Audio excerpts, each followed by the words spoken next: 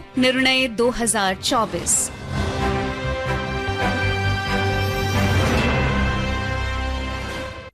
Welcome listeners to our new series on elections, Lok Nirnay 2024. In this program, we will bring you election-related developments, various updates and analysis on General and Assembly Elections 2024. I am Anubha Rohatgi and with me is my co-anchor Vishal Sharma. नमस्कार श्रोताओं, आप सुन रहे हैं लोक प्रसारक के साथ लोक निर्णय 2024। इस कार्यक्रम में हम चुनाव से जुड़े समाचारों के साथ साथ विभिन्न मुद्दों पर भी चर्चा करेंगे। साथ ही मतदाता जागरूकता पर भी कार्यक्रम में हम बात करेंगे। इन मुद्दों पर चर्चा के लिए हम स्टूडियो में बैठे अपने विशेषज्ञ के साथ साथ क्षेत्रीय संवाददाताओं को भी कार्यक्रम में शामिल करेंगे। आज हमारे साथ स्टूडियो में आमंत्रित हैं राजनीतिक विश्लेषक अशोक टंडन। अशोक जी, कार्यक्रम में आपका स्वागत। नमस्कार। And let's begin. We will bring you news related to the elections, but let's begin first with the headlines. Bharatiya Janata Party issues the fourth list of 15 candidates for Lok Sabha elections, releases a total of 291 names so far. Indian National Congress issues third list of 57 candidates. Bharatiya Janata party ने लोकसभा चुनाव के लिए 15 उम्मीदवारों की अगली सूची जारी की। अब तक कुल 291 प्रत्याशियों के नामों की घोषणा। भारतीय राष्ट्रीय कांग्रेस ने 57 उम्मीदवारों की तीसरी सूची जारी की। शुरुआत सबसे पहले भाजपा की जो एक सूची जारी हुई है उम्मीदवारों की। भाजपा ने लोकसभा चुनाव के लिए आज 15 उम्मीदवारों की चौथी सूची जारी कर दी। ये प्रत्याशी पुदुचेरी और तमिलनाडु संसदीय क्षेत्र से हैं। पार्टी ने अब तक 291 उम्मीदवारों के नामों की घोषणा कर दी है। Moving on, in Uttarakhand, BJP candidates filed their nominations for the Almora and Haridwar Lok Sabha seats today. Ajay Tamta, representing Almora, filed his nomination papers. On the other hand, Trivendra Singh Rawat, former Chief Minister of Uttarakhand and BJP candidate for the Haridwar Lok Sabha constituency, also filed his nomination, but he did it so digitally. Yesterday, Umesh Kumar, an independent MLA from Khanpur Assembly seat of Haridwar, also filed his nomination for the Haridwar Lok Sabha seat. Meanwhile, the candidates of the Congress party have yet to file nominations for any Lok Sabha seat in the state. It may be recalled that voting for all 5 Lok Sabha seats in Uttarakhand is scheduled to take place in the first phase on April 19th.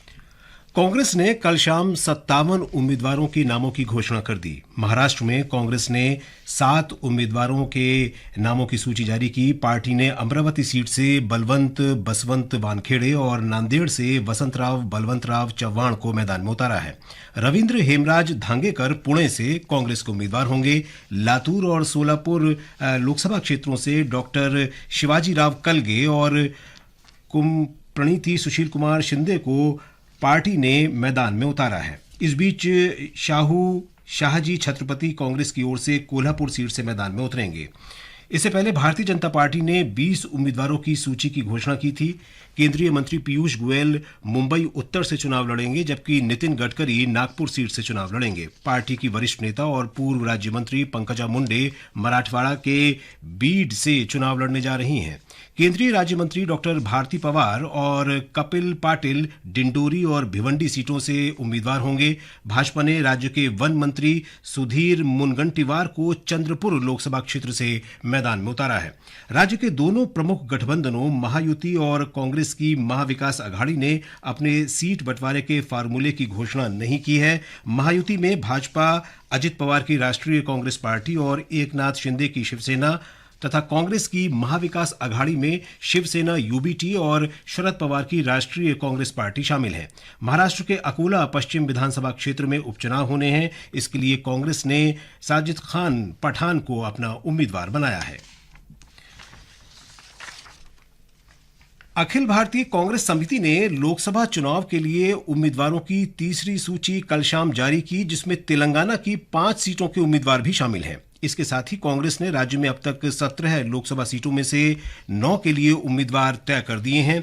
Party ने 5 उम्मीदवारों में पेद्दापल्ली से वामसी कृष्णा, मल्काजगिरी से सुनीता महेंद्र रेड्डी, सिकंदराबाद से पूर्व मंत्री D Nagendra, नगर कुर्नूल से रवि मल्लू और चेवेल्ला से वर्तमान सांसद जी रंजीत रेड्डी शामिल हैं।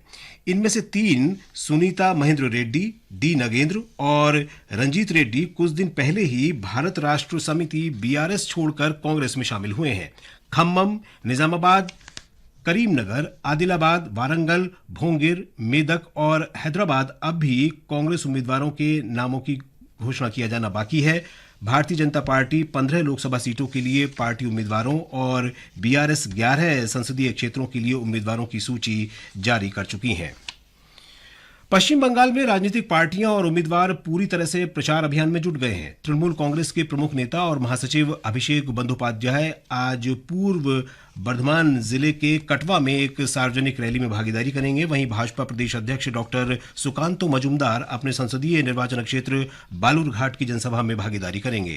कांग्रेस नेता अधीर रंजन चौधरी पश्चिम बंगाल में मुर्शिदाबाद जिले के बरहामपुर में एक प्रचार अभियान में भागीदारी करेंगे। कांग्रेस ने कल पश्चिम बंगाल में अपने 8 संसदीय निर्वाचन क्षेत्रों के लिए उम्मीदवारों के नामों की घोषणा की। The Election Commission is to conduct the 2024 general elections, and it has deployed a strong team of 2,100 observers to make sure the elections are free and fair. Amongst a host of responsibilities they have been entrusted with, these observers will supervise district election officers and returning officers.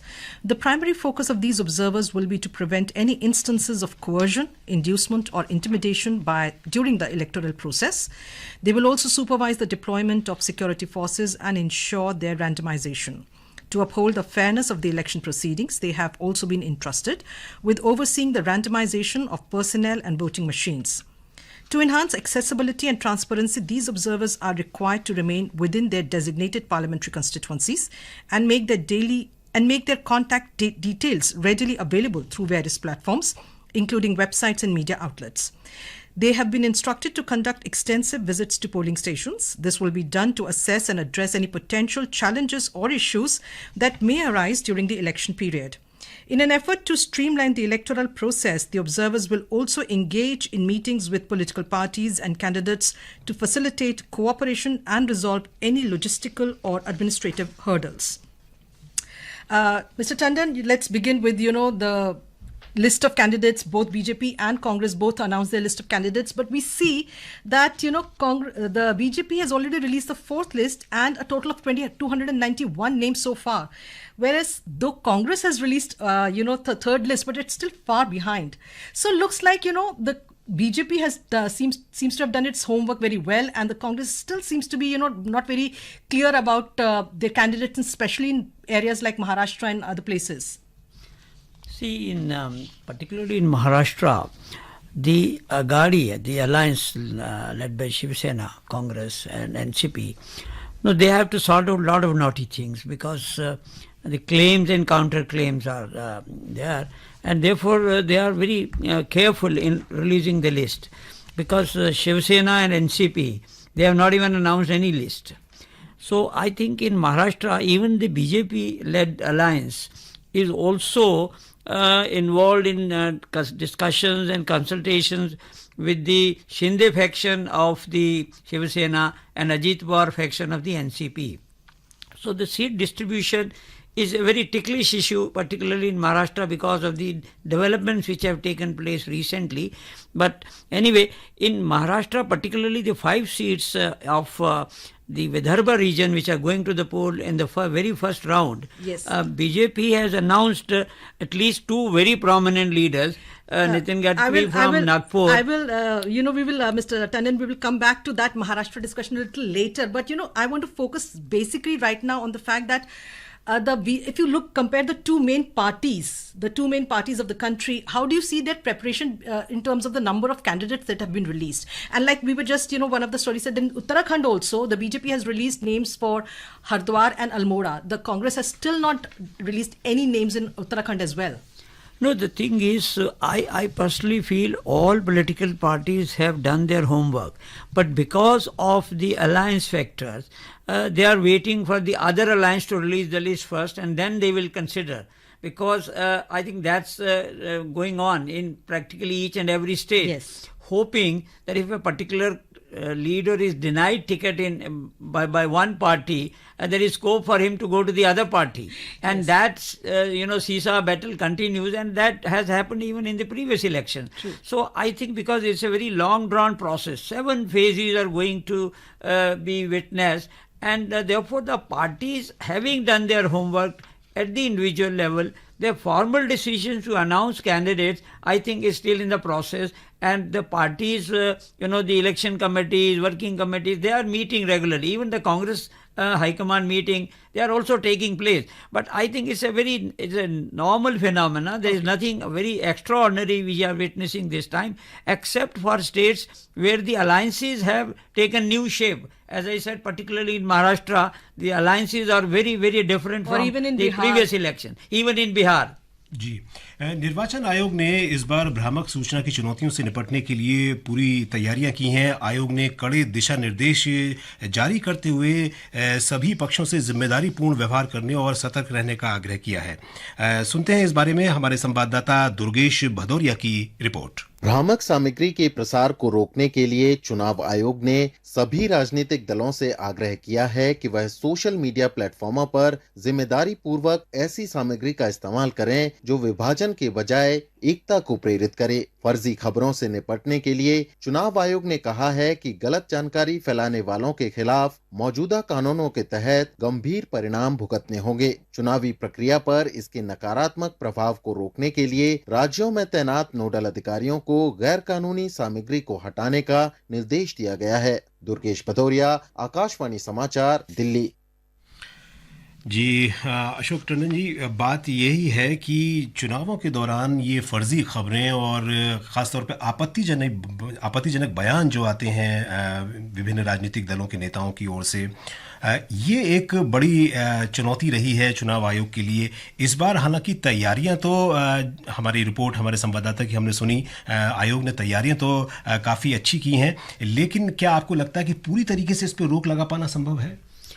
देखिए, प्रयास तो जारी है। पहले की अपेक्षा इस बार बहुत ही कड़े इंतजाम किए गए हैं, धमकियां भी दी गई हैं।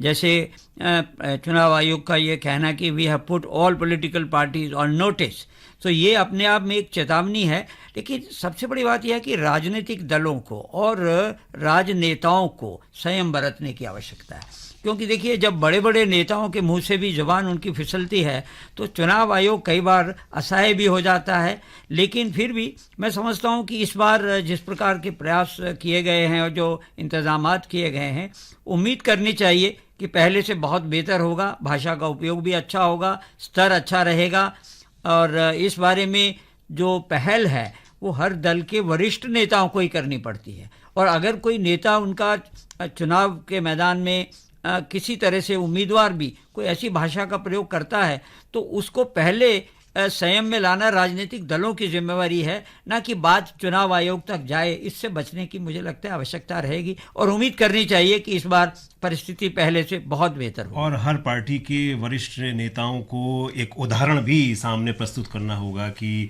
किस तरीके से संयमित भाषा का प्रयोग किया बिल्कुल जाए। उनको एक किट दी गई है जिसमें नियम हैं, और जो भी उनसे अपेक्षा है वो हर पार्टी के जो बड़े चुनाव प्रचारक हैं हर दल के, उनके हाथ में रहेगी जब भी वो भाषण दे रहे होंगे।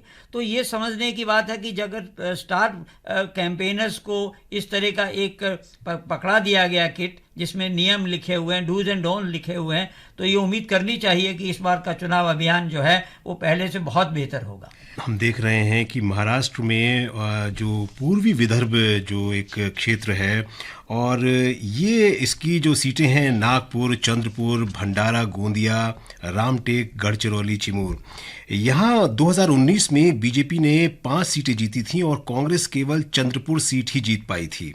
और एक समय हम देखते हैं कि एक समय था जब विदर्भ कांग्रेस का गढ़ रहा, और लेकिन जो बाद में कृषि संकट और किसानों की दशा से जो है वहाँ पर जो है कांग्रेस अपनी ज़मीन गंवाती चली गई। और इस बार कांग्रेस की जो कोशिश वो यही रहने वाली होगी कि क्या इस खोई ज़मीन को कैसे वापस पाया जाए। और एक बहुत ही महत्वपूर्ण जो एक बहुत ही रोचक हमें एक बदलाव देखने को मिल रहा है कि चंद्रपुर से भाजपा ने वरिष्ठ कैबिनेट मंत्री सुधीर मुनगंटीवार को राज्य से केंद्र की राजनीति में लाने का प्रयास किया है। किस तरीके से देखते हैं आप इस पूरे डेवलपमेंट को? देखिए, जैसा आपने भी कहा कि बीजेपी पिछली बार चंद्रपुर की सीट हार गई थी, इसीलिए इस बार क्योंकि बाकी जो 5 सीटें जहां पर पहले राउंड में चुनाव है, चारों सीटें रामटेक, नागपुर, भंडारा, गढ़चिरौली ये भाजपा ने जीती थी। तो इस बार कोई चांस ना लेते हुए चंद्रपुर से उन्होंने अपना जो विदर्भ रीजन का एक बहुत ही महत्वपूर्ण नेता, लोकप्रिय नेता सुधीर मुनगंटीवार को उतारा है। तो ये उस प्रयास है कि हम इस बार 5 की 5 सीटें जो पहले राउंड में हो रही है उसको जीता जाए। लेकिन महाराष्ट्र में 2 बड़ी महत्वपूर्ण घटनाएं हो रही हैं। एक तो प्रकाश अंबेडकर जो हैं वो महाविकास आघाड़ी को के साथ आंख मिचौली का खेल खेल रहे हैं। जितनी सीट वो देते हैं ये उससे ज़्यादा मांग रहे हैं, तो उन्होंने अभी तक कहाँ जाना, अलग से लड़ना, ये निर्णय नहीं किया। दूसरा, राज ठाकरे जिस तरह से एनडीए के नज़दीक आ रहे हैं, वो आकर दिल्ली में केंद्रीय गृह मंत्री अमित शाह से मिले थे और राज्य के नेताओं से भी मिल रहे हैं, और शायद वो या तो भारतीय जनता पार्टी में आएंगे या एनडीए में आएंगे। तो ये 2 महत्वपूर्ण घटनाएं भी आगे चलकर चुनाव को कैसे इस पर असर करेंगी, ये देखने की बात है।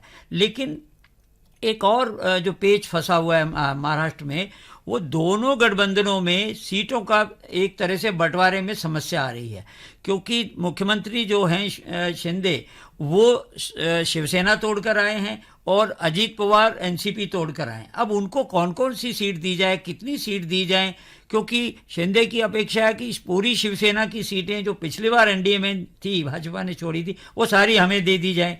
अजीत पवार कह रहे क्योंकि मैं एनसीपी हूँ तो मुझे एनसीपी की सारी सीट दे दी जाए।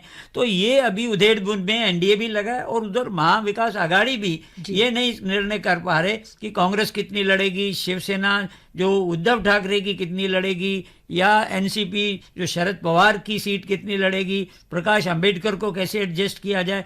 तो इसलिए महाराष्ट्र में अभी ये मैं समझता हूँ खेल चलता रहेगा।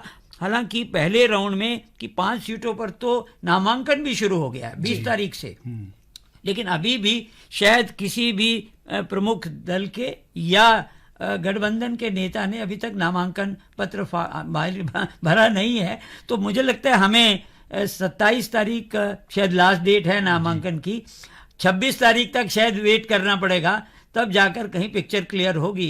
क्योंकि जो आपने कहा कि कांग्रेस वहां से खोया हुआ अपनी जमीन वापस लेना चाह रही है, लेकिन यहाँ शिवसेना भी उतनी मजबूत है। तो जब ये पहले आपस में लड़ते थे, अब इस बार मिलकर लड़ रहे हैं, तो कौन कहाँ से लड़ेगा। तो महाराष्ट्र की स्थिति बहुत दिलचस्प और रोचक होती जा रही है और हमें कुछ दिन इंतजार करना पड़ेगा, क्योंकि चुनाव अभियान से पहले जब तक स्थिति स्पष्ट नहीं होगी तो चुनाव अभियान भी चालू नहीं हो सकता। और अब हमारे साथ मेघालय से शिलोंग से हमारे संवाददाता हमारे साथ जुड़ गए हैं पारितोष। सबसे पहले आप हमें यही बताइए कि मेघालय में मतदान पहले चरण में होना है, नामांकन से लेकर मतदान तक की प्रक्रिया अभी तक कैसी आप देख रहे हैं? आपके सवाल के जवाब में सबसे पहले तो मैं ये बताना चाहता हूं कि 20 मार्च को चुनावी अधिसूचना जारी होने के साथ ही आज 22 मार्च को नेशनल पीपुल्स पार्टी के उम्मीदवार अम्परिन लिंगदो ने अपना शिलांग पार्लियामेंट्री सीट से नाम निर्देशन पत्र दाखिल किया है। मेघालय राज्य में लोकसभा की केवल 2 सीट हैं, जिनमें से एक शिलांग और दूसरी तुरा है। दोनों ही सीटें अनुसूचित जनजाति के लिए आरक्षित हैं। राज्य में चुनाव की अधिसूचना 20 मार्च को जारी की गई। उसके अनुसार नामांकन दाखिल करने की अंतिम तारीख 27 मार्च है। वहीं नामांकन पत्रों की स्क्रूटनी की तारीख 28 मार्च रखी गई है। उम्मीदवार अपने नाम 30 मार्च तक वापस ले सकते हैं। वहीं चुनाव लड़ने के इच्छुक उम्मीदवारों के निर्वाचन के लिए 19 अप्रैल को वोट डाले जाएंगे। वोटों की गिनती का काम 4 जुलाई को संपन्न होगा। 6 जुलाई तक सभी निर्वाचन प्रक्रिया संपन्न कर ली जाएगी। और निष्पक्ष और स्वतंत्र और सुचारू मतदान के लिए निर्वाचन आयोग ने क्या तैयारियां की हैं? कोई विशेष व्यवस्था भी की गई है इस बार? जी हाँ, चुनाव आयोग की तैयारियों की यहाँ तक सवाल है तो मुख्य electoral officer doctor BDR Tiwari ने बताया है कि निष्पक्ष, निर्भीक और शांतिपूर्ण मतदान के लिए चुनाव आयोग की तैयारियां अपने अंतिम चरणों में पहुंच चुकी हैं। पूरे राज्य में सुरक्षा के कड़े इंतजाम किए जा रहे हैं। शिलांग पार्लियामेंट्री कंस्टिट्यूंसी में 36 असेंबली सेगमेंट हैं, वहीं तुरा में 24। इस प्रकार से कुल 60 असेंबली सेगमेंट आते हैं। कुल पोलिंग स्टेशन 3,512 हैं, जिनमें शहरी क्षेत्रों में 326 एवं ग्रामीण क्षेत्रों में 3,186 पोलिंग स्टेशन बनाए जा रहे हैं। चुनाव संपन्न कराने के लिए 5,312 BLO तैनात किए जा रहे हैं। वहीं महिला BLO द्वारा संभाले जा रहे बूथों की संख्या 60 है। जी पारितोष, इस जानकारी के लिए बहुत बहुत धन्यवाद आपका। Mr. Tandon, as we just heard our correspondent from Meghalaya, that the election process, of course, there are only 2 seats in the Meghalaya Lok Sabha seats, both are reserved seats, and voting will take place in the first phase. So, as he told us that the ruling NPP, the candidate for Shillong, today filed his nomination today, and whether it is Meghalaya or other northeastern states, we've seen regional parties historically they dominate. So, how do you see the situation there? Because NPP has filed, the NPP candidate has filed the nomination today from Shillong, and Shillong at the moment is being represented by Vincent H. Pala, who's the Congress candidate. So, how do you see the fight there? Because in Tura there are 2 seats. Tura, the NPP candidate Agatha Sangma is right now the MP. Let's discuss Tura first. And Agatha Sangma is a 5-time MP, and Yes. she was the youngest minister in the Union Cabinet, and she is daughter of the legend politician from Shillong, P.A. P.A. Sangma. And it appears that now she is with the ruling NPP, and most probably she will be repeated. But as far as Shillong is concerned, the National Party, People's Party, is trying to in fact oust the Congress from there, because Congress candidate Vincent Pala also is an old guard, and he has been retaining the seat for a number of times. So it's going to be very interesting that because there has been, as you said, the regional parties dominate the entire northeast, but at the same time the leaders keep changing the sides also. You never know which alliance they will be. But at the moment it appears that the ruling National People's Party of course has an upper hand in Tura, but as far as Shillong is concerned, I think is going to witness a very close fight. And now let's go straight to our correspondent in Thiruvananthapuram, Kerala, Mayusha, who's now connected with us. Mayusha, welcome to the program. Yeah, thank you. Mayusha, since yes, so I want to know that Kerala, the voting will take place in the second phase. So, what information do you have on the preparations for the elections in Kerala? Yes, in Kerala, all the 20 constituencies will be going to the polls on 26th of April in the second phase. As for the Chief Electoral Officer, Sanjay Kaul sir, actually every arrangements have been made by the Electoral Office. They had made arrangements like the voters list is getting updated now. Till the 25th of March, the people can apply to be included in the list. Over 2.70 lakhs of voters are there in Kerala. Around 25,358 polling booths are getting ready with all the facilities that has been announced, and including a special cell has been formed to monitor the social media conducts. And the Chief Electoral Officer has also informed that all the necessary steps have been taken for the compliance of the Model Code of Conduct in the state.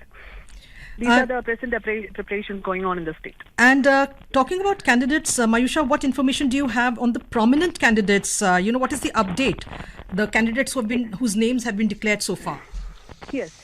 Actually, the 3 major political fronts that has been contesting in Kerala for the Lok Sabha seats is the ruling left leading, that is the Communist Party of India leading the LDF, who had filed and announced actually candidates in all the 20 constituencies. And the Congress-led UDF had also announced candidates in 20 constituencies of Kerala. And the BJP-led NDA had announced 16 candidates so far out of the 20 constituencies, and we are expecting that in coming days 4 more candidates will be announced. And there are many national leaders that is contesting from Kerala, including the union ministers, Rajiv Chandrasekharan from Thiruvananthapuram. There is a very clear triangular competition with Mr. Shashi Tharoor of Congress, and also There is Pannian, who is a very senior leader from CPM, and including there is contesting the major Congress leader, Rahul Gandhi is contesting from Wayanad Yes. constituency. So there are many constituencies in Kerala where there is a very clear triangular competition between three political fronts. Thank you for that information, Mayusha.